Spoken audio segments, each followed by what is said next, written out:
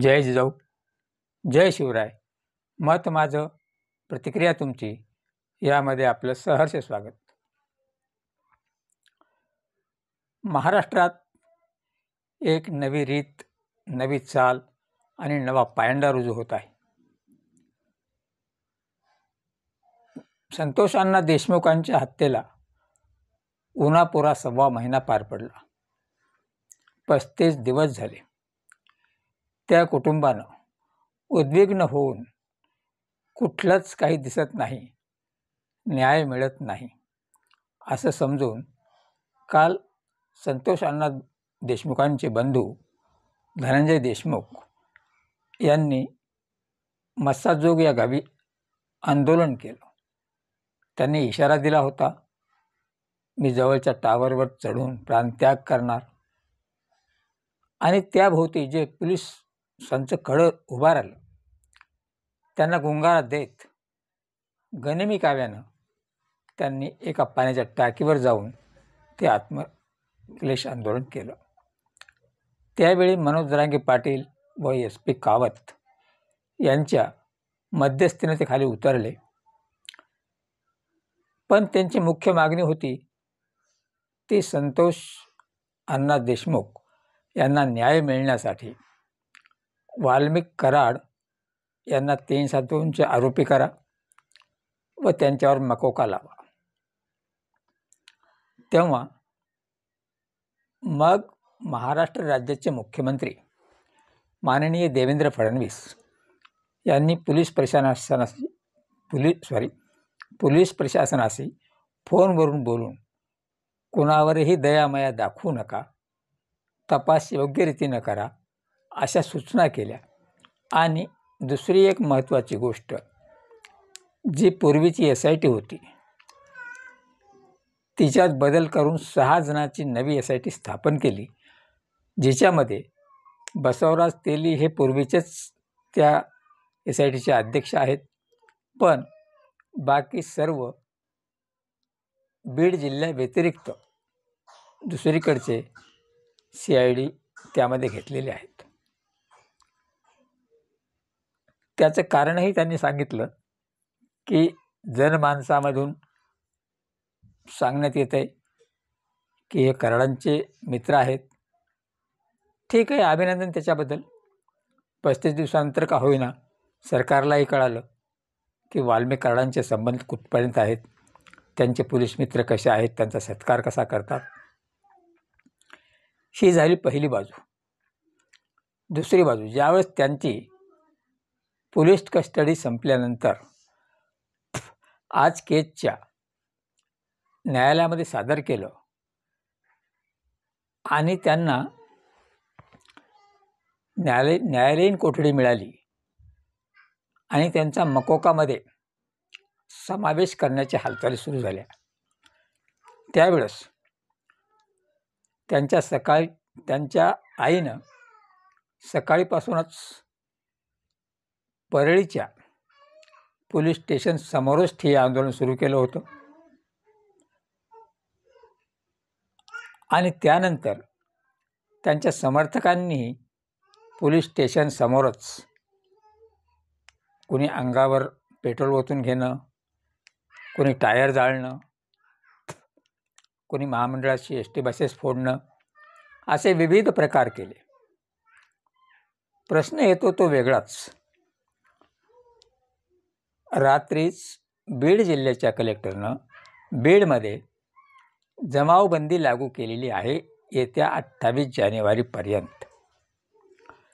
या जमावबंदीचा आदेश लागू असताना परळीच्या पोलीस स्टेशन समोरच जर ठिय्या आंदोलन होत असेल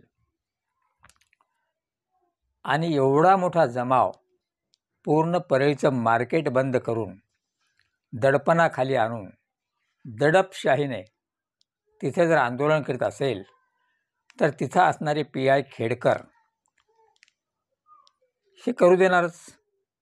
कारण त्यांच्यावर जो बरदास्त आहे तो वाल्मिक कराडांचा. कारण मुळात जे PI खेडकर आहेत यांना वाल्मिकांनाच आणून तिथं बसवलेलं आहे. तेव्हा कायदा धाब्यावर बसवला जाणारच, तिथं कायद्याचं बंधन नाही. ठीक आहे, त्यांची आई आहे, आईचं प्रेम वेगळं असतं. कुठल्याही आईला आपला मुलगा दोषी दिसत नाही. किंवा मात्र प्रेम आहे, त्या ठिय्या करू शकतात. त्यांच्यासोबत त्यांच्या घरचेही माणसं ठिय्या करू शकतात.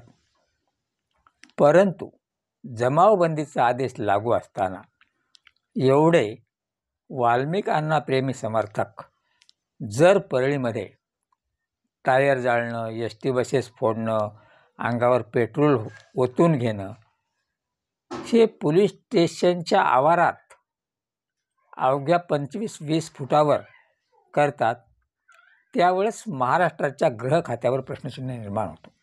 व माननीय मंत्री धनंजय मुंडे यांचे व वाल्मिक अण्णाचे संबंध किती घनदाट असतील याच्यावरही संशय नव्याने निर्माण होतो. आणि वाल्मिक अण्णाविषयी जी त्यांची टीम आहे, समर्थक टीम आहे, लाभार्थी टीम आहे, ह्या अशा टीम्स त्यांना 302मध्ये घेऊ नका, त्यांना मकोकामध्ये घेऊ नका. त्यांच्यावर दाखल झालेले गुन्हे हे द्वेषानं दाखल करण्यात आलेले आहेत, त्यांचं बरं दिसत नाही म्हणून दाखल करण्यात आलेले आहेत असा आरोप करतात. अशावेळी कीव येते ते अजित पवारांची सगळा महाराष्ट्र पेटून उठला असताना सत्ताधारी पक्षातले, विरोधी पक्षातले, सामाजिक कार्यकर्ते, जन लोक सर्वांना वाल्मिक कराड व धनंजय मुंडे, सांगायचं तात्पर्य वाल्मिक कराड आरोपी दिसत आहेत, तर धनंजय मुंडेंचा त्याच्यावर वरदहस्त दिसत आहे. अशा वेळी ते धनंजय मुंडेंचे राजीनामा घेऊ शकत नाहीत किंवा त्यांना धनुभाऊ तुम्ही 4-6 महिने थांबा, या खटल्याचा निकाल लागू द्या, तोपर्यंत बाजूला व्हा असं म्हणू शकत नाहीत. एखाद्या वेळी एखाद्या पत्रकारानं प्रश्न विचारला तर त्याला चूप करतात. एवढंच नाही तर ज्या 141 शेतकऱ्यांचे करोडो रुपये लुटले त्याचे व्हिडिओ त्यांनी अजितदादाला दाखवले, त्या मंत्रालयातील फोटो दाखवले, पूर्ण सोशल मीडियावर फिरवले, तरीसुद्धा भूमिपुत्र, कृषी पुत्र असणारे अजितदादा यांना त्या शेतकऱ्याबद्दलही काही वाटत नाही. यातून अर्थ काय काढायचा की महाराष्ट्रामध्ये कुठला नवा पायंडा पडतो आहे. न्याय मागायचा तो कुणाकडे?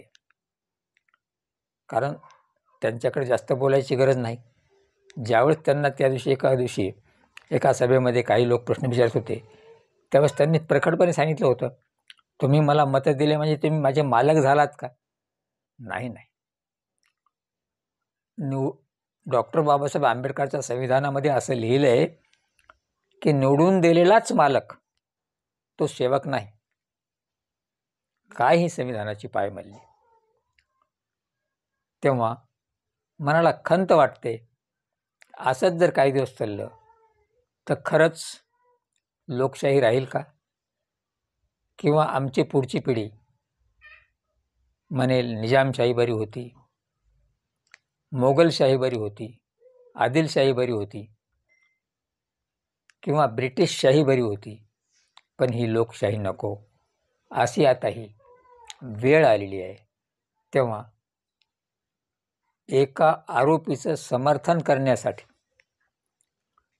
ज्याचा खून झाला त्याचं काहीच नाही, एका समाजसेवकाचा, एका सरपंचाचा खून झाला त्याच्यावर आसू ढाळण्यापेक्षा एका आरोपीचं समर्थन करताना जर बीड जिल्ह्यामध्ये काही उतरत असतील तर याच्या एवढी निर्लज्ज व्यथा कोणतीच नाही.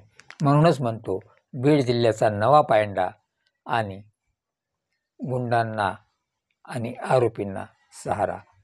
मित्रो, पटलं तर लाईक, शेअर आणि सबस्क्राईब करा. जय जिजाऊ, जय शिवराय.